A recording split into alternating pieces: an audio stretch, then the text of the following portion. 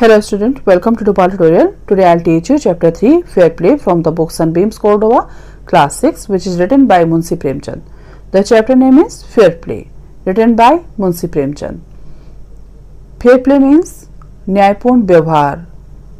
न्यायपूर्ण जिसे बोलते हैं ना, किसी के साथ निष्पक्ष न्याय करना। जब किसी के साथ कोई पार्शियलिटी नहीं की जाए और सबको इक्वल समझा जाए तो उसे बोला जाता है फेयर प्ले, निष्पक्ष व्यवहार, निष्पक्ष न्याय। यहाँ पर ये दो दोस्तों की कहानी है। दो दोस्त हैं, जुम्मन शेख, अलगू चौधरी। दोनों के बीच में बहुत ही गहरी मित्रता है और यहाँ पर ये दोनों दोस्तों के जीवन में कुछ ऐसे सिचुएशंस आती हैं कि ये एक दूसरे के दुश्मन बन जाते हैं।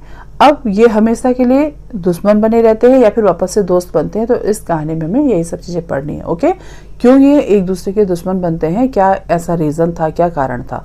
ओके स्टूडेंट, तो चलिए स्टार्ट करते हैं इस चैप्टर को। Jumman Sheikh and Algu Chaudhary were good friends. So strong was their bond of friendship that when either of them went away from the village, the other looked after his family. Both were greatly respected in the village. Jumman Sheikh और अलगू चौधरी एक दूसरे के बहुत अच्छे दोस्त थे, best friend थे और इनकी दोस्ती का गहरा इनका जो बॉन्ड था, फ्रेंडशिप बॉन्ड जो इनके बीच में था, मित्रता का बंधन जिसको हम बोलते हैं, जो इन दोनों के बीच में था वो ये था कि अगर एक दोस्त में से कोई भी एक दोस्त जो है, दोनों दोस्तों में से कोई भी एक दोस्त बाहर जाता था कहीं, जैसे गांव से बाहर कहीं भी जाता था, तो दूसरा दोस्त उसके परिवार की देखभाल किया करता था। जैसे जुम्मन बाहर जाता था तो अलगू उसके परिवार की देखभाल किया करता था और अलगू अगर बाहर जाता था तो जुम्मन उसके परिवार की देखभाल किया करता था। ये थी इनकी फ्रेंडशिप की बॉन्ड, जो जिसको बोलते ना मित्रता का बंधन। तो इस तरह से था इनका और दोनों ही दोस्त गांव में सम्मानित थे, आदर सम्मान के साथ इनका नाम लिया जाता था। अब देखिए यहाँ से आपका इस पैराग्राफ से आपकी जो है स्टोरी स्टार्ट हो रही है। Jumman had an old aunt, Jumman की एक बूढ़ी चाची थी, हु हैड सम प्रॉपर्टी, जिनके पास कुछ प्रॉपर्टी थी, जमीन जायदाद जिसको हम बोलते हैं। This she transfer to him मतलब जुम्मन। तो यहाँ पर बोला जा रहा है कि वो अपनी जितनी भी प्रॉपर्टी थी वो सब जुम्मन के नाम पे ट्रांसफर कर देती है, ऑन द अंडरस्टैंडिंग, इस समझौते के साथ, that she would stay with him and he would look after her, कि वो उनके साथ अब रहेगी। जुम्मन को अपनी प्रॉपर्टी देने के बाद वो जुम्मन के साथ रहेंगी और जुम्मन उनकी पूरी देखभाल करेगा। जब तक वो जीवित हैं, जब तक वो जिंदा हैं, जुम्मन उनको खाना पीना सब अपने साथ खिलाएगा। जुम्मन की जिम्मेदारी थी पूरी उनकी। अब the arrangement worked well for a couple of years, ये जो अरेंजमेंट था, ये जो व्यवस्था थी, ये कुछ सालों तक बिल्कुल सही से चलती रही। Worked well for a couple of years, then लेकिन बाद में द सिचुएशन चेंज, कुछ टाइम बाद सिचुएशन चेंज हो गई, परिस्थिति बदल गई। Jumman and his family were tired of old relatives, Jumman और उसकी फैमिली, उसकी वाइफ वगैरह जो थे, उस ओल्ड लेडी से अब परेशान हो चुके थे, तंग आ चुके थे। Jumman became as indifferent to her as his wife, Jumman जो इनडिफरेंट मतलब जैसे बोलते हैं ना, गुस्से से क्रोधित हो जाना, गुस्से से देखना या अनसुना कर देना जिसको हम बोलते हैं, या अनदेखा कर देना। तो जुम्मन जो है उन लेडी को, उन अपनी चाची को अब इस तरह से देखने लगा था, उसकी वाइफ और Jumman, who grudged even the little food that the old lady wanted every day. She swallowed these insults along with her food for a few months, but patience has its limit. अब देखो यहाँ पर क्या बोला गया है, उनका जो इस तरह का व्यवहार था उस लेडी के साथ कि उसको अनदेखा करते थे, उसको इग्नोर करते थे। अब वो ओल्ड लेडी थी तो उसकी बहुत सारी जो है कुछ उसके डिजायर्स रहे होंगे, जैसे खाना पीना जो भी था उनका, तो उन्हीं के साथ रहता था। तो ग्रस्ड होता है, जैसे बोलते हैं ना कि गुस्से से, मतलब अ फीलिंग ऑफ एंगर, गुस्से की भावना, ठीक है। तो वो जैसे कुछ भी खाना पीना उनको देती थी तो जैसे बेमन से देती थी, ठीक है। तो खाना देने में भी आनाकानी उनको करती थी और इस इंसल्ट को वो जो लेडी थी वो खाने के साथ साथ अपनी उस इंसल्ट को ऐसे ही निगल रही थी, मतलब खाने के साथ साथ उसकी जो बातें होती थी उनको भी वो सुनती रहती थी। लेकिन हर चीज की एक लिमिट होती है और एक दिन उस लेडी को गुस्सा आया, उस चाची को गुस्सा आया और उसने कुछ डिसीजन लिया, ठीक है। तो जहां पर यही बोला गया कि सी सॉलोड दिस, वो उस खाने के साथ साथ उस बेइज्जती को, उस अपमान को भी सहती रही, उस अपमान को भी निगलती रही, जो कि उसकी वाइफ, जो जुम्मन की जो वाइफ उनकी करती थी, वो हर बात में उनको कुछ सुनाती रहती थी और कुछ कुछ बोलती रहती थी। तो वो ये भूल गए थे वो कि उनकी प्रॉपर्टी उन्होंने अपने पास रखी हुई है, उस प्रॉपर्टी को जुम्मन के नाम पर उन्होंने किया हुआ है जो उनकी प्रॉपर्टी थी, और उसके बदले में समझौता ये हुआ था कि वो उनको खाना पीना देंगे, उनको अपने साथ रहेंगे, उनकी देखभाल करेंगे। लेकिन जुम्मन की वाइफ वाइफ और जुम्मन अब इस बात को भूल चुके थे और वो क्या करने लगे थे, चाची के साथ गलत व्यवहार करने लगे थे। लेकिन एक टाइम ऐसा आता है कि जब चाची ये निर्णय लेती है कि अब उनको कुछ करना चाहिए, उनकी जो बोलते हैं ना जैसे धैर्य की सीमा समाप्त हो गई थी। अब देखिए आपको नेक्स्ट पैराग्राफ में बोला गया है, वन डे, एक दिन, सी स्पोक टू जुम्मन। अब जब वो ये फैसला करती है ना, ये डिसीजन लेती है कि मुझे कुछ बोलना चाहिए, तो वो जुम्मन के पास जाती है और बोलती है, माई सन, बेटा, जैसे बोलते हैं ना मेरे बेटे, it is now obvious that I am not wanted in your house. Kindly give me a monthly allowance so that I can set up a separate kitchen. वो बोलती हैं, obvious means होता है क्लियर, तो वो बोलती है कि बेटा एक बात तो अब क्लियर है कि मैं तुम्हारे साथ नहीं रहना चाहती, या तुम मुझे अपने साथ नहीं रखना चाहते, तुम मुझे जो है बेमन से अपने साथ रखे हुए हो, तो तुम ऐसा करो, मुझे मंथली अलाउंस, मतलब जैसे बोलते हैं ना महीने के कुछ पैसे, कुछ रुपए मुझे दे दो, ताकि मैं उससे अपना एक अलग किचन बना सकूं, अपने लिए किचन का सामान ला सकूं और अपना खाना खुद से बना सकूं, ताकि तुम्हारी वाइफ और तुम परेशान ना हो और मुझे भी कुछ ना सुनना पड़े, मैं भी अपना खाना खुद से बनाकर खाऊं। माई वाइफ, अब देखो यहाँ पर जुम्मन क्या रिप्लाई करता है, my wife knows best how to run the house. वो बोलता है, चाची बी पेशेंट। अब देखो क्या बोलता है, बी पेशेंट। वो क्या बोलता है यहाँ पर कि मेरी वाइफ बहुत अच्छे से घर चलाना जानती है, मेरी वाइफ को पता है कि क्या करना है, घर चलाना उसको बहुत अच्छे से आता है। सेट जुम्मन शेमलेसली, वो बहुत ही जो है जिसको बोलते हैं शेमलेसली, मतलब वो बहुत ही निर्लज्जता के साथ, बहुत ही बेशर्मी के साथ ये बात बोलता है, बेशर्म होकर ये बात बोलता है कि तुम एकदम शांत रहो, शांति बना के रखो, जो है शांत होकर रहो, धैर्य बना के रखो, मेरी वाइफ को सब पता है कि घर कैसे चलाना है। और this made his aunt very angry, और उसकी चाची जैसे ये सुनती है तो उनको बहुत गुस्सा आता है। एंड सी डिसाइडेड, वो डिसाइड करती हैं टू टेक हर केस, वो अपना केस कहाँ लेके जाएंगी, to the village panchayat. Village panchayat में वो अपना केस लेके जाएंगे, गांव की पंचायत में अपने केस को रखेंगे। फॉर मेनी डेज, कई दिनों तक the old lady was seen talking to the villagers, कई दिनों तक वो जो वृद्ध महिला थी, जो चाची थी, वो गांव के लोगों को अपनी कहानी को बताती रही और उनको ये राय लेती रही कि उनको क्या करना चाहिए और वो जो कर रही है वो सही करेंगी या सही कर रही है या नहीं कर रही है।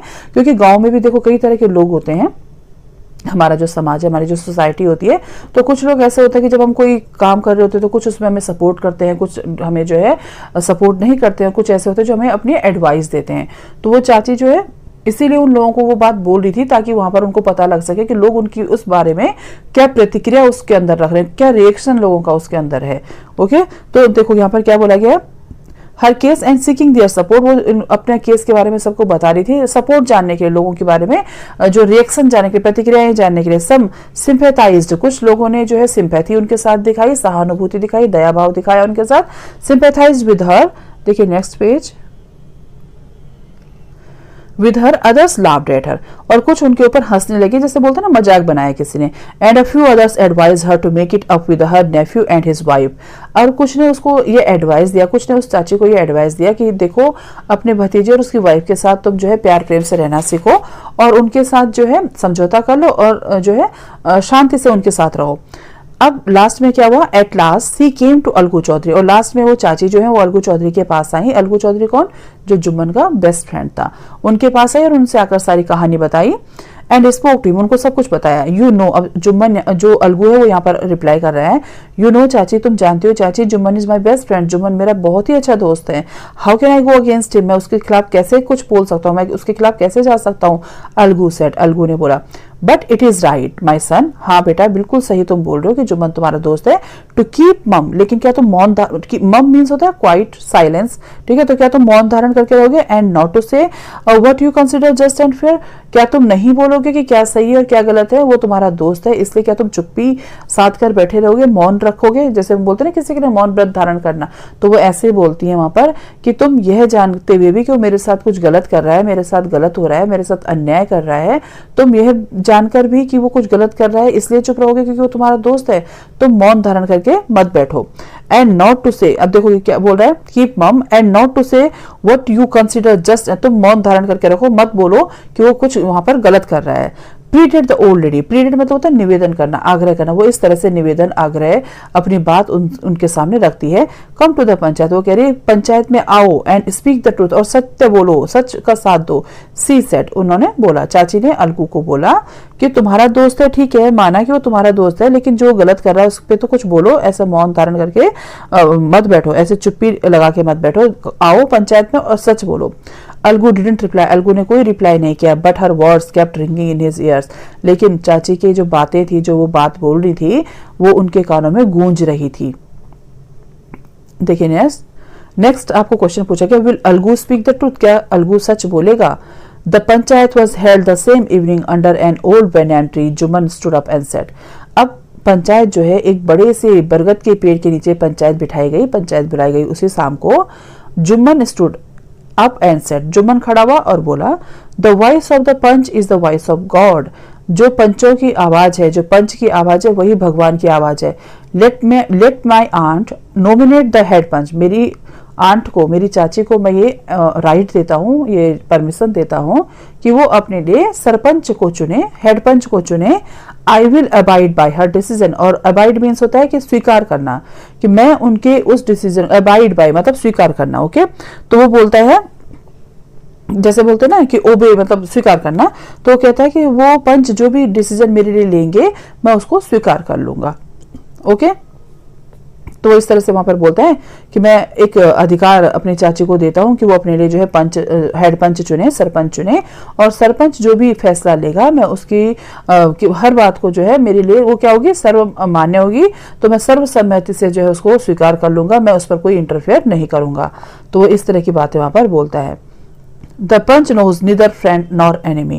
What do you say about Algu Chaudhary? The old lady announced. अब देखो यहाँ पर क्या हुआ कि जब वो इस तरह की बातें करता है ना, कि वो जो भी बोलेंगे मुझे स्वीकार होगा, मैं कुछ भी उसमें जो है नहीं कुछ बोलूंगा, तो वहां पर अब जो चाची हैं वो बोलती हैं कि पंच के लिए फाइन, चाची the panch knows neither friend nor enemy, तो वो यहाँ पर बोलती हैं कि पंच के लिए ना कोई दुश्मन है ना कोई दोस्त है, पंच के लिए ना दोस्ती है ना दुश्मनी है किसी के साथ। और वो इसके साथ ही बोलते हैं कि अलगू के बारे में तुम्हारा क्या ख्याल है, अलगू के बारे में तुम क्या सोचते हो। अब वो अपनी राय यहाँ पर जो है ना, वो यहाँ पर बोलती है कि मैं हेड पंच किसको बना रही हूँ, अलगू को, तो वो अलगू को बना देती है हेड पंच। तो वो बोल देती है, the old lady announced, Algu के बारे में तुम्हारा क्या ख्याल है, और वो अनाउंस करती है अलगू को अपना पंच चुनना, ठीक है, हेड पंच चुनना। फाइन, ठीक है, रिप्लाइड जुमन, जुमन ने रिप्लाई किया, हाँ बिल्कुल ठीक है। Hiding his joy over his unexpected piece of luck. अब देखो यहाँ पर ऐसा क्यों बोला गया, क्योंकि अलगू चौधरी उसका दोस्त है और उसको पता है कि अलगू चौधरी उसके लिए कुछ बोलेगा नहीं, उसके अगेंस्ट जाएगा नहीं। तो जो डिसीजन था, जो फैसला था, वो पूरा अपना फेवर में सोच रहा था कि मेरे फेवर में ये डिसीजन हो जाएगा, अलगू चौधरी जो भी डिसीजन लेगा मेरे फेवर में ही लेगा, चाची तो जो है हार जाएंगी ये केस।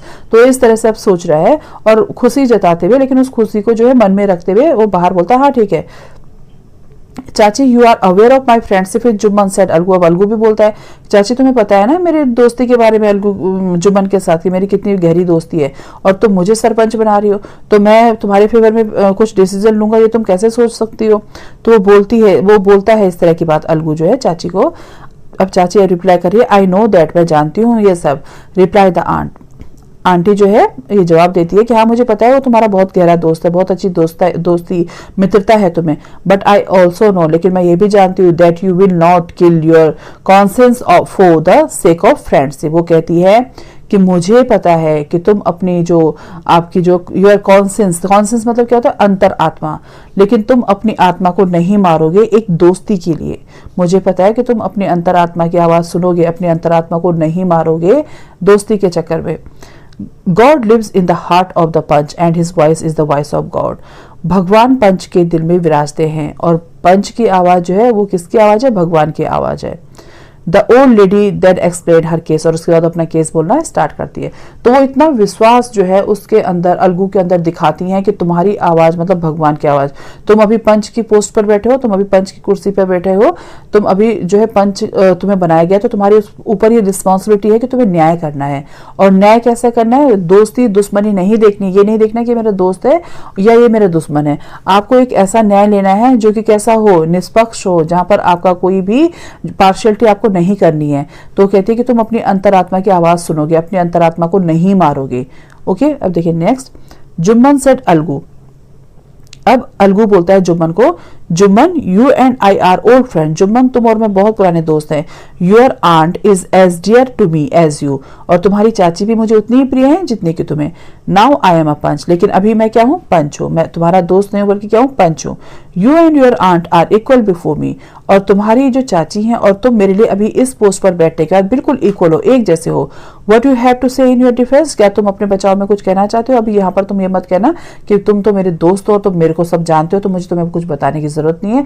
यहाँ पर मैं पंच हूँ और तुम जो है यहाँ पर एक अपराधी हो, जिसके खिलाफ जो है चाची ने एक कंप्लेंट यहाँ पर पंचों के आगे एक जो है रखी हुई है। आपकी जो शिकायत जो है, आपकी कोई शिकायत लेके ये आई है, तो जो शिकायत की है वो किसने की है? चाची ने की है। तो अभी मैं जो है सिर्फ पंच हूँ, तो इस हिसाब से तुम्हें अगर कोई अपनी सफाई देनी है तो तुम बोल सकते हो। 3 years अगो, यहाँ पर जुम्मन जो है अपनी स्टोरी बताना स्टार्ट कर रहा है। 3 years अगो, 3 साल पहले, बिगन जुम्मन, जुम्मन स्टार्ट करता है कि 3 साल पहले my aunt transfer her property to me, मेरी चाची ने 3 साल पहले अपनी प्रॉपर्टी मेरे नाम पर की थी। आई प्रोमिस्ड, और मैंने उनको वायदा किया था, टू सपोर्ट हर, मैं उनको सपोर्ट करूंगा, एज लॉन्ग एज से लिव्ड, जब तक वो जीवित हैं तब तक मैं उनको सपोर्ट करूंगा, उनका सहयोग करूंगा, उनको खाना पीना दूंगा, उनकी देखभाल करूंगा। I have done all I could, मैंने वो सब कुछ किया जो मैं कर सकता था, जितना मैं कर सकता था उतना मैंने किया।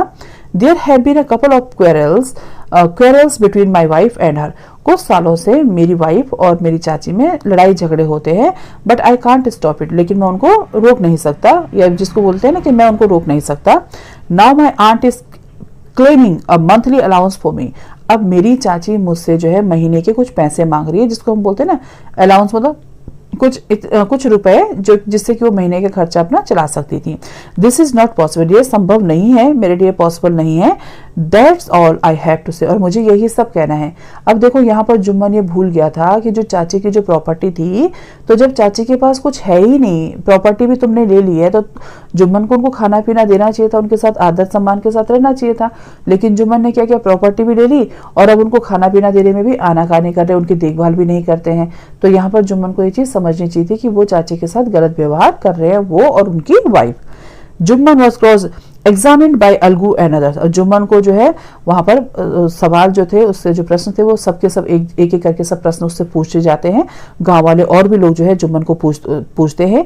देन अलगू अनाउंस, उसके बाद अलगू अनाउंस करता है, we have gone into the matter carefully, जैसे बोलते हैं ना कि हमने इस मामले को अच्छी तरह से जो है जांच पड़ताल कर ली है, पूरा इसको ध्यान देकर जो सुन लिया है, इन आवर ओपिनियन। और उसके बाद उन्होंने सलाह देने के लिए बोला कि अब हमारी सहमति से जो एक हमने जो डिस्कस निकाला है, एक जो डिसीजन लिया है वो ये है, Jumman must pay his aunt a monthly allowance, Jumman को अपनी चाची को महीने का खर्चा देना पड़ेगा, जिससे वो अपना महीने भर का खर्च चला सकें, अपनी जो रसोई अलग बना सकें, किचन अलग बना सकें, ताकि जुम्मन की वाइफ उनको परेशान ना करे, उनको कोई परेशानी ना हो। या फिर or else the property goes back to her, या फिर उनको उनकी प्रॉपर्टी वापस दे दो, जो आपके नाम पर उन्होंने प्रॉपर्टी की है उसको वापस से जो है चाची के नाम पर कर दो, तो चाची उस प्रॉपर्टी को बेचकर कहीं पर भी अपने लिए कुछ भी कर सकती है, अपने लिए खाना वाने का इंतजाम कर सकती है। तो इस तरह का डिसीजन लिया था पंच बनकर अलगू ने जुम्मन के लिए और चाची के लिए। अब देखो यहाँ पर क्या होता है, now the two friends were seldom seen together, अब यहाँ से दोस्ती टूट जाती है, यहाँ से दोस्ती जो है दुश्मनी में चेंज हो जाती है। अब बोला गया है सेल्डम मीन्स होता है कभी कभी, जैसे बोलते हैं रेयर, तो now the two friends were seldom seen together, अब यहाँ से दोनों दोस्तों को बहुत कम एक साथ देखा गया। The bond of friendship between them was broken, दोनों के बीच की दोस्ती का जो बंधन था वो टूट चुका था। इनफैक्ट यहाँ तक कि Jumman was Algu's enemy and wanted his revenge, Jumman उसको अपना दोस्त नहीं बल्कि क्या मानता था, दुश्मन मानता था, दुश्मन बन चुका था उसका और उससे बदला लेना चाहता था। Days passed and as ill luck would have it, Algu Chaudhary found himself in a tight spot, अब देखो समय बीतता चला गया, दिन महीने साल बीतते चले गए, कुछ टाइम बाद एक ऐसी सिचुएशन आई, टाइट स्पॉट मतलब होता है डिफिकल्ट सिचुएशन, कि एक ऐसी डिफिकल्ट सिचुएशन जो उसके अलगू चौधरी के लाइफ में आई। One of his fine pair of bullocks died and he sold other to Samjhu Sahu, यहाँ पर उसके पास 2 बैल थे, 2 बैलों में से एक बैल जो है मर जाता है, किसका, अलगू चौधरी का, और दूसरा बैल जो होता है वो उसको समझू साहू को बेच देता है। A car driver of the village, समझू साहू कौन है, बैलगाड़ी का मालिक, जो कार ड्राइवर है जिसके पास गाड़ी है और बैलगाड़ी वगैरह जो होती है, तो उनका मालिक है वो, और उसको वो अपना बैल बेच देता है। द अंडरस्टैंडिंग, इस अंडरस्टैंडिंग पे, इस समझौते के साथ, वाज दैट साहू वुड पे the price of the bullock in a months time, कि साहू जो समझू साहू है वो 1 महीने के अंदर अंदर उस बैल का कीमत जो है उसको देगा, अलगू को देगा, मतलब उस बैल के पैसे 1 महीने के अंदर अंदर उसको दे देगा अलगू को। इट सो हैपन, अब देखो यहाँ पर क्या होता है, it so happen that the bullock died with in a month. और लेकिन यहाँ पर एक क्या घटना घटती है कि वो जो बैल था, एक बैल तो पहले ही मर चुका था और दूसरा बैल भी खरीदने के बाद, जैसे समझू साहू को बेचने के बाद 1 महीने के अंदर अंदर वो भी मर जाता है, दूसरा बैल भी। Several months after the bullocks death, अब कुछ महीने बीत जाने के बाद, जब उस बैल की भी मौत हो जाने पर, उस बैल को भी मरने पर कुछ टाइम बीत जाने पर, Algu reminded Sahu of the money he hadn't yet paid. अब वो अलगू जो है साहू को याद दिलाता है कि भाई तुमने मुझसे बैल खरीदा था, मेरा बैल मर चुका है, बट तुमने अभी तक मुझे उसके पैसे नहीं दिए। साहू गॉट वेरी एनवॉयड, साहू जो है बहुत ही उसके तरफ जो है उसको देखो जैसे बोलते हैं ना, गुस्से से लाल हो जाता है एकदम से। I can't pay you a penny for the wretched beast. अब वो क्या बोलता है, देखो रेचिड बीस्ट होता है जैसे बोलते हैं अभागा मनहूस, कि मैं उस मनहूस बैल के लिए, बीस्ट यहाँ पर बैल के लिए यूज किया गया ये वर्ड, तो मैं तुम्हें उस मनहूस अभागे बैल की कोई कीमत नहीं दूंगा, कोई पैसे नहीं दूंगा। यू सोल्ड मी, जो तुमने मुझे बेचा, he brought us nothing but ruin, वो मेरे लिए कोई भी, उसने मेरे लिए भी कुछ भला, मेरे लिए कुछ नहीं लेके आया, मतलब मेरे लिए कुछ भला नहीं किया उसने, बल्कि मेरा क्या किया, यून मतलब विनाश, बर्बादी, सर्वनाश, लेकिन मेरा उसने क्या किया, मुझे बर्बाद कर दिया और भी, ठीक है, मेरे लिए कुछ अच्छा नहीं किया बल्कि मुझे और बर्बाद कर दिया। आई हैव अ बुलक, मेरे पास भी एक बैल है, use it for a month, तुम उसको 1 महीने के लिए यूज कर लो, and then return it to me, और जब तुम्हारा काम खत्म हो जाए 1 महीने तक तुम अपने खेत में उससे जो है काम करवाओ, या तुम कहीं किसी और को दो, जो मर्जी करना है करो, 1 महीने तक अपने पास रखो उस बैल को, और 1 महीने बाद अपना काम हो जाने के बाद मुझे उस बैल को वापस दे दो। वो क्यों ऐसे बोल रहा है, क्योंकि समझू साहू ने अलगू चौधरी से जो बैल खरीदा था, 1 महीने के अंदर अंदर ही उस बैल की मृत्यु हो गई थी, वो बैल मर गया, और इसलिए वो अब उसको बोल रहा है अलगू को कि तुम मेरा 1 महीने के लिए मेरा बैल लेके चले जाओ और मुझे वापस कर देना 1 महीने बाद, तो मतलब उसको ताकि पैसे ना देना पड़े, तो वो इस तरह की चालाकी वहां पर कर रहा है। अब जब वो ये चीजें सुनता है कौन, अलगू चौधरी, तो वो क्या करता है, वो बहुत दुखी होता है। And no money for the dead bullock he said angrily, वो कह रहा है कि मरे हुए बैल के लिए कोई पैसे नहीं मिलेंगे तुम्हें, और वो बहुत ही गुस्से में ये चीजें बोलता है। Algu decided to refer the case to the panchayat, अब अलगू भी ये डिसाइड करता है कि भाई मुझे यहाँ से तो न्याय मिलना रहा, ये मुझे पैसे नहीं देगा, मेरा बैल और मर गया है, अब मैं क्या करूंगा। तो वो कहता है कि चलो अब ऐसा करता हूँ, मैं ये अपना केस जो है पंचायत में लेके चलता हूँ। अब विलेज पंचायत ही ये फैसला करेगी कि इसको मेरे पैसे देने चाहिए या नहीं देने चाहिए। अब मेरे पैसे पंचायत ही मुझे दिलाएगी, तो ये सोचकर वो पंचायत जाने का डिसीजन लेता है। For the second time in a few months, कुछ ही महीनों में दूसरी बार थी जो पंचायत बुलाई जानी थी। प्रिपरेशन फॉर होल्डिंग द, अब देखो यहाँ पर प्रिपरेशन होने लगी थी, मतलब पंचायत बुलाने की दोबारा तैयारी होने लगी थी दोनों पक्षों के द्वारा, अलगू के द्वारा और समझू साहू के द्वारा। ये अब समझू साहू बोल रहा था कि वो बैल मैंने खरीदा लेकिन वो मर गया, पैसे देने से पहले वो मर गया, तो मैं उसको किस बात के पैसे दूं, बैल तो मर चुका है। और अलगू ये कह रहा था कि जब मैंने उसको बैल बेचा था तो तब तो वो सही सलामत था, तो ये मुझे पैसे तो उसको देने ही पड़ेंगे, तो इस बात पे दोनों में बहस छिड़ी हुई थी। Next page. Panchayat were made the both the parties started meeting people seeking their support. अब पंचायत बुलाने से पहले ही उन दोनों पक्षों ने, यानी कि अलगू ने और समझू साहू ने, लोगों से बात करना स्टार्ट कर दिया था उनके सपोर्ट के बारे में जानने के लिए कि वो कौन से लोग किसको सपोर्ट कर रहे हैं, वो लोग उनके बारे में क्या बातें कर रहे हैं, क्या उनको सपोर्ट कर रहे हैं या नहीं कर रहे हैं। The panchayat was held under the old banyan tree, अब दोबारा से पंचायत बुलाई गई उसी बरगद के पेड़ के नीचे जहां पर पहले बुलाई गई थी। Algu stood up and said, Algu खड़ा हुआ और उसने बोला, the voice of the panch is the voice of God. Panch की आवाज जो है वो भगवान की आवाज है, सेम वही जो जुम्मन ने जो वर्ड बोले थे वैसे ही वो भी बोल रहा है। The voice of the panch is the voice of God, panch की आवाज भगवान की आवाज है। पंच ने एक बार जो फैसला दे दिया उस पर कोई भी कुछ नहीं बोल सकता, वो भगवान की आज्ञा को समझते हुए, उसको भगवान की आज्ञा समझते हुए हम उसको स्वीकार कर लेंगे। Let Sahu nominate the head panch. अब वो यहाँ पर ये राइट देता है साहू को, ये अधिकार देता है साहू को कि साहू अपना कोई भी हेड पंच चुने। आई विल बी अबाइड, मैं उसको स्वीकार कर लूंगा बाय हिज डिसीजन, वो जो भी डिसीजन लेगा मुझे वो स्वीकार्य होगा, मैं उस पर कोई भी इंटरफेयर नहीं करूंगा। Sahu saw his chance and propose the name of Jumman. Sahu के लिए तो इससे अच्छा कोई मौका और था ही नहीं। साहू ने क्या किया, फटाक से जो है प्रपोज कर दिया जुम्मन का नाम, क्योंकि साहू ये जानता था कि जुम्मन और अलगू की अब दोस्ती नहीं है और जुम्मन उससे बदला लेना चाहता है, क्योंकि उसने पहली बार क्या किया था, जुम्मन का साथ नहीं दिया था। ठीक है, तो साहू ये सोचकर जुम्मन का नाम अनाउंस कर देता है। वो हेड पंच किसको बना देता है, जुम्मन को। अलगूज हार्ट सैंक, और ये सुनते ही कि उसने जुम्मन को बना दिया है हेड पंच, सरपंच, तो जो उसका जो अलगू का दिल था जो वो सैंक मतलब डूब जाता है, उसका दिल जो है डूब जाता है। एंड ही टर्न पेल, और वो क्या करता है, वो उसका चेहरा पीला पड़ जाता है। But what could he do, लेकिन वो कर भी क्या सकता था। The moment Jumman became head panch, अब वो मोमेंट आया, वो पल था जब जो सरपंच था वो कौन बन गया, जुम्मन बन गया।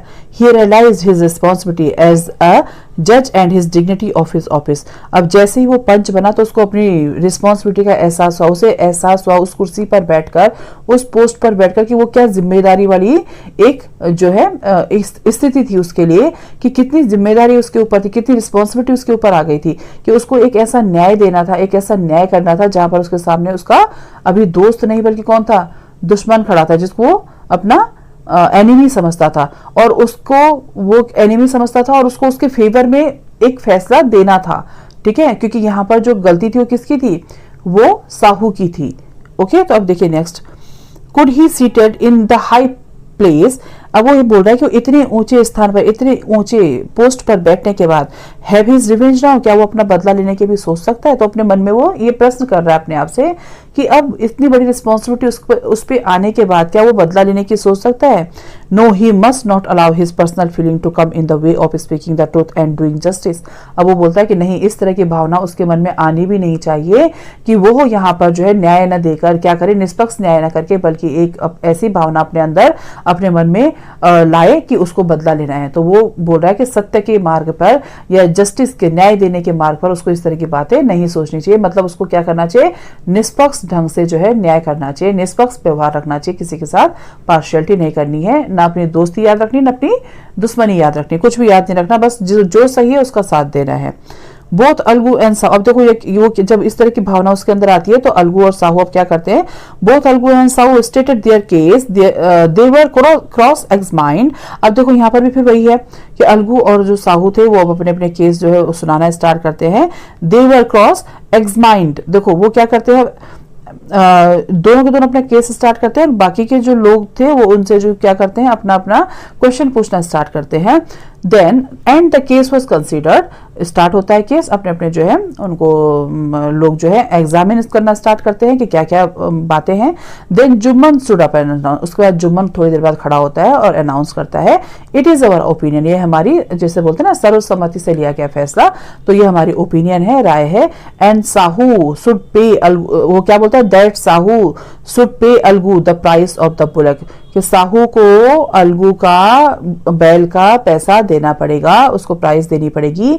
When Sahu bought the bullock, जब साहू ने बैल खरीदा था, it suffer from no disability और डिजीज, उस पर कोई डिसेबिलिटी मतलब होता है जैसे बोलते हैं ना कि कोई अंग भंग नहीं था, मतलब कोई विकलांगता नहीं थी, कोई भी चीज उसकी खराब नहीं थी, और डिजीज मतलब कोई बीमारी भी नहीं थी। जब बैल खरीदा गया था तो वो स्वस्थ था और अच्छी हालत में था। The death of the bullock was unfortunate but Algu cannot be blamed, Algu cannot be blamed for it, जब बैल को बेचा गया तो बहुत ही अच्छी हालत में था और वो वहां पर जाकर मर गया तो वो उसका दुर्भाग्य है, खरीदने वाले का भी और उस बैल का भी। तो ये उसके भाग्य से हुआ कि अब उसने जो साहू था उसने बैल खरीदा और उसके भाग्य में नहीं था उससे सुख लेना, तो वो जो है मर गया, तो ये उसके दुर्भाग्य की बात है। लेकिन इसके लिए हम अलगू को ब्लेम तो नहीं कर सकते, क्योंकि जब अलगू ने अपना बैल बेचा था तो बिल्कुल स्वस्थ था, ना उसको कोई बीमारी थी, ना ही वो कोई अस्वस्थ था, बिल्कुल ठीक था। अब यहाँ पर जब वो ऐसे बोलता है तो Algu could not contain his feeling, तो अलगू जो है अपनी फीलिंग को, अपनी इच्छा को, अपनी खुशी को जो है दबा नहीं पाया, और वो क्या करता है, he stood up and said loudly over and over again, वो जल्दी से खड़ा होता है और जोर जोर से चिल्लाना स्टार्ट करता है, victory to the panchayat, panchayat की जय हो, दिस इज जस्टिस, यही जस्टिस है, ऐसा ही न्याय होना चाहिए, निष्पक्ष न्याय ऐसे इसी को बोलते हैं, बिल्कुल ऐसे ही निष्पक्ष न्याय होना चाहिए। God lives in the voice of the panch, God जो है, भगवान जो है, परमात्मा जो है वो पंच के हृदय में वास करते हैं, और जो पंच की आवाज होती है वही भगवान की आवाज होती है। तो मतलब देखो यहाँ पर क्या कंपेयर किया गया है, यहाँ पर ये बोला गया कि जब आप किसी मतलब जब कोई भी किसी सरपंच की पोस्ट पर बैठता है, किसी सरपंच की कुर्सी पर बैठता है, हेड पंच बनता है, तो उसके ऊपर सेम वही रिस्पॉन्सिबिलिटी आ जाती है, जैसे भगवान हमारे लिए सब कुछ अच्छा ही अच्छा करते हैं, हमारे लिए कुछ भी गलत नहीं करते, कुछ भी हमारे साथ गलत नहीं होने देते। तो ऐसे ही अगर पंच किसी को बना दिया जाता है या पंच की पोस्ट पर कोई बैठता है तो उसे भी निष्पक्ष न्याय करना चाहिए, उसे भी किसी के साथ पार्शियलिटी नहीं करनी चाहिए। और इसीलिए यहाँ पर बोला गया कि पंच की आवाज भगवान की आवाज है। Soon after Jumman came to Algu, अब जल्दी ही जुम्मन जो था वो अलगू के पास आया। एम्बेरेस्ड ही मैन सेड, बहुत ही शर्मिंदा था वो, और उसने बोला सिंस द लास्ट पंचायत, पिछली पंचायत में I had become your enemy, मैं तुम्हारा दुश्मन बन गया था। I had become your enemy today I realise, लेकिन आज मुझे रियलाइज हुआ, ये एहसास हुआ what it mean to be a panch, कि पंच बनने का मतलब क्या होता है, पंच का क्या मतलब होता है। आज मुझे एहसास हो गया। अ पंच हैज नो फ्रेंड और एनिमी, पंच का कोई दुश्मन और कोई दोस्त नहीं है। ही नोज, वह जानता है, ओनली जस्टिस, मतलब सिर्फ और सिर्फ जानता है तो न्याय, वो न्याय करना जानता है, बाकी उसके लिए कोई दुश्मनी मायने नहीं रखती, कोई दोस्ती मायने नहीं रखती, सब बराबर है, इक्वल है उसके लिए। Okay, he knows only justice, let no one deviate from the path of justice and truth for friendship or enmity। अब देखो यहाँ पर क्या बोला गया कि जैसे बोलते हैं ना कि न्याय के मार्ग में आने वाली, जैसे बोलते हैं ना कि ना फ्रेंडशिप, ना उसकी दोस्ती और ना ही उसकी शत्रुता उस पर भारी हो सकती है। मतलब ना उसको कोई फ्रेंड देखना है, ना उसको कोई दुश्मन देखना है, उसको क्या करना है, उसको निष्पक्ष न्याय करना है, उसको सबके फेवर में एक ऐसा, सबकी उस पर मतलब जैसे बोलते हैं ना सर्वसम्मति से एक ऐसा डिसीजन, ऐसा फैसला लेना है जो कि सबको मान्य हो, और जहां पर किसी के साथ कोई पार्शियलिटी ना हो, जहां पर कोई किसी के साथ कोई जैसे होता है ना डिस्क्रिमिनेशन या डिस्क्रिमिनेट ना हो, कोई जिसमें किसी के साथ भेदभाव ना हो। तो ऐसा डिसीजन एक लेना है। Algu embarrassed his friend and wept, अब अलगू जो है बहुत ही जो है अपने दोस्त को जो है गले लगा लेता है और उनके दोनों की आंखों से आंसू बहने लग जाते हैं। His tears washed away all the dirt of misunderstanding between them, और जो भी उनके बीच में गलतफहमियां थी, मिसअंडरस्टैंडिंग थी, तो वो उन आंसुओं के साथ सारी की सारी उनकी जो गलतफहमियां थी वो धुल जाती है। मतलब उनके आपस की जो गलतफहमियां थी वो मिट जाती हैं और वो दोबारा से फिर जो है बहुत ही अच्छे दोस्त बन जाते हैं, दोबारा से दोस्त बन जाते हैं। क्योंकि जुम्मन को अपनी गलती का एहसास हो गया था। जुम्मन ये रियलाइज कर चुका था कि उस टाइम पर जब अलगू ने उसका साथ नहीं दिया, क्योंकि जुम्मन से गलती हुई थी, जुम्मन गलत व्यवहार कर रहा था अपनी चाची के साथ, इसलिए उसको जो है पनिशमेंट मिली, इसलिए उसको उसके साथ जो है उसको क्या मिली, उसको सजा मिली, उसके साथ न्याय नहीं किया, न्याय हुआ, बट वो तो उसको अन्याय समझ रहा था ना कि भाई उसने मेरे साथ जो है मेरे फेवर में फैसला नहीं दिया, तो इसीलिए उसने उसके साथ दोस्ती तोड़ दी थी अपनी। लेकिन आज उसे रियलाइज हो गया था कि पंच की कुर्सी पर बैठकर कैसे न्याय किया जाता है और कैसे जो है पार्शियलिटी न दिखाते हुए कैसे जो है निष्पक्ष न्याय करना है। ओके, तो उसको अभी समझ आ गया था। ऐसे ही होता है ना, जैसे हम लोग कई बार क्या करते हैं कि कोई गलत काम कर रहा होता है, लेकिन हम सोचते हैं कि हमारा अपना है, हमारा फ्रेंड है, तो हम कोई बात नहीं करने दो, हम कुछ नहीं बोलेंगे। तो ऐसा नहीं करना है। जब भी आप किसी को कुछ गलत करते हुए देखते हैं तो आपको वहां पर क्या करना चाहिए, इंटरफेयर करना चाहिए, वहां पर उसको आपको रोकना चाहिए ताकि वो कुछ गलत ना कर सके, उससे कोई गलती ना हो। ओके स्टूडेंट, तो ये चैप्टर आपका कंप्लीट हो चुका है। अब इसके क्वेश्चन आंसर्स देख लेते हैं। यहाँ पर आपका जो फर्स्ट क्वेश्चन है वो है, देखिए, which of the following sentences tell us about Algu's friendly nature, Sahu's angry temperament and Jumman's indifference to his aunt. Temperament and Jumman's indifferent to his aunt. तो यहाँ पर आंसर जो ए आपको दिया हुआ है क्वेश्चन वो है, my wife knows best how to run the house, be patient. Okay, तो यहाँ पर देखो क्या है, माई वाइफ नोज, जो आंसर होगा my wife knows best how to run the house, be patient. तो वो क्या बोलता है, जुम्मन, देखो आंसर क्या है, आंसर है इसका Jumman's indifference to his aunt. Jumman's indifference to his aunt, indifference means क्या होता है, गुस्सा। तो ये उसका गुस्सा था अपनी आंट के लिए, जब वो ऐसा बोलता है, क्रोधित होकर बोलता है ना, वो गुस्से में बोलता है। सेकेंड क्वेश्चन है आपका, यू नो चाची Jumman is my best friend, how can I go against him. ये कौन बोलता है, अलगू बोलता है ना। तो देखो क्या बोलता है वो, आंसर क्या है, अलगूज फ्रेंडली नेचर। सी है आपका, there have been a couple of quarrels between my wife and her but I can't stop it. तो ये किसने बोला था, ये बोला था जुम्मन ने। और आंसर क्या होगा इसका, Jumman's indifference to his aunt. Same वही आएगा जो पहले वाले में था, Jumman's indifference to his aunt. Okay, next question D है, I can't go you penny. देखो, I can't you a penny for the rest based you sold me, he brought us nothing but ruin. तो ये इसका answer क्या होगा, Sahu's angry temperament. Okay, next question है आपका, why did Jumman's aunt nominated अलगूज as the head panch. तो इसका answer है, Jumman's aunt trusted Algu's conscience. He knew the fact that Algu would not go with the unjust behavior of his friend just for the sake of friendship. तो उन्हें विश्वास था कि अलगू जो है कुछ भी काम ऐसा नहीं करेगा जिससे कि उनको दुख पहुंचे, ठीक है। तो इसलिए उन्होंने जो है अलगू को हेड पंच चुना, ठीक है। वो अनजस्ट बिहेवियर नहीं करेगा, जिसको बोलते हैं ना न्यायपूर्ण व्यवहार रखेगा, निष्पक्ष व्यवहार रखेगा, तो इसलिए उन्होंने उसको हेड पंच चुना। Next question, next what changes, अब देखो यहाँ पर what changes came over Jumman when he was appointed the head panch. तो आंसर है Jumman realise the value of being a panch, he realised his responsibility as a जज and the dignity of his office. This was office, office मतलब post के लिए बोला गया office. This was the change that come over Jumman when he was appointed as the head panch. उसे तब realise हुआ जब वो हेड पंच बना, खुद उस पोस्ट का, उस पद का, गरिमा का मान उसने तब रखा जब वो पंच बना, तब एहसास हुआ उसे। Okay, next question. यहाँ पर नेक्स्ट क्वेश्चन देखो, रेफरेंस टू कॉन्टेस्ट है, ये आरटीसी जो है। तो यहाँ पर आपको बोला गया है good lives in the heart of the panch, sorry God lives in the heart of the panch and his voice is the voice of the God. तो यहाँ पर आपको फर्स्ट क्वेश्चन किया गया कि who said the above line and to whom, ठीक है। Who said the above line and to whom, तो जुम्मन आंट, देखो Jumman's aunt said this to Algu. First उसने बोला था ना Jumman's aunt said this to Algu. Next है where did the speaker says this? The speaker said these words to Algu in the panchayat. Why did the speaker say so? The speaker said so because she had nominated Algu as the head punch and Algu was reluctant to pass the judgment against his friend Jumman. Okay. Next इसका D part. What happened next? Answer, next Algu listened to the case and did justice to Jumman's aunt. Okay, यहाँ पर आपके ये question answers भी complete हो चुके हैं, chapter explanation complete हो चुका है। ओके स्टूडेंट, तो आप यहाँ से इनको नोट कर लेना, इन क्वेश्चन आंसर्स को, और इसको लर्न कर लेना। Okay, take care, good bye.